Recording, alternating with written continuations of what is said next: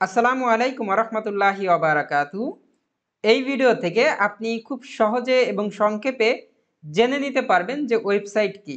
অফলাইনে আপনার কাস্টমারদেরকে বিজনেসের উপস্থিতি জানানোর জন্য আপনার যেমন একটা অফিস বা কোনো একটা দোকান থাকে, অনলাইনে আপনার কাস্টমারদেরকে যদি আপনার বিজনেস সম্পর্কে জানাতে চান তাহলে ভার্চুয়ালি একটা লোকেশন থাকতে হবে এবং ভার্চুয়াল যে লোকেশনটা সেটাই হলো আপনার ওয়েবসাইট।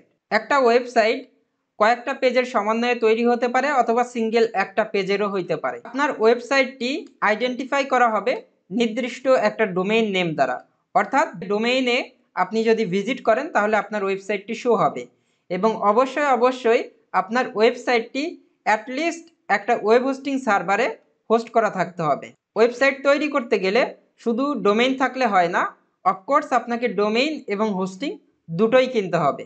ওয়েবসাইট বিভিন্ন ক্যাটাগরির হতে পারে, যেমন e commerce website, e learning website, blog website, তারপর newspaper type website, social networking website, এরকম বিভিন্ন ক্যাটাগরির ওয়েবসাইট রয়েছে।